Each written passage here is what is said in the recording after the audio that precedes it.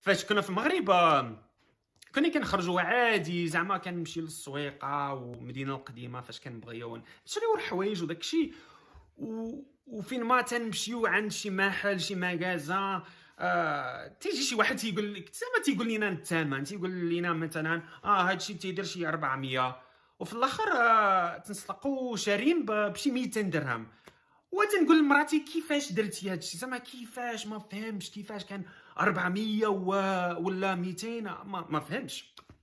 انا قلت لها صافي انا بغيت نتعلم كيفاش نشاطر مع المغاربه باش ندير هادشي حتى انا، باش نولي شي زعما شي مغربي وداك الشيء.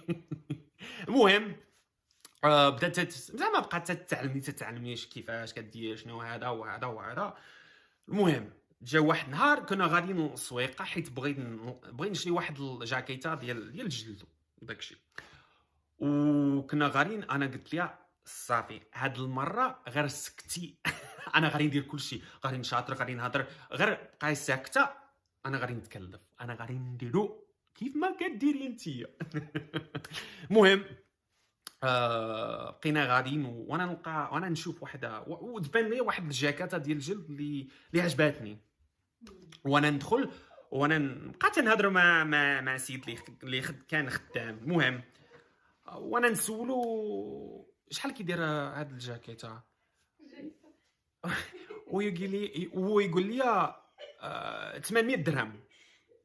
وانا نقول له اويلي لا لا، قول لهم الا كنتي باغا تقول، قول لهم الصراحه كيفاش قلتيها لا قلت له اويلي لا بزاف هادشي. ويلي، قلتي لي سولتيه شحال الجاكيطه قال لك 800 درهم تقول ويلي. وصافي وسكتي هاد الشمس العشيه هادي. لا يا شمس العشيه. المهم ندمتيني على كاع فاش بغيت ندير شي فيديو نعاود فيه القصه اللي وقعت ديال القصه. هادشي اللي قلتي. المهم بغينا غير نديروا واحد الفيديو، اما كان هذاش بحال هكا، كان هذا بحال الراجل الا غادي نقول ويلي غادي نقول اويلي.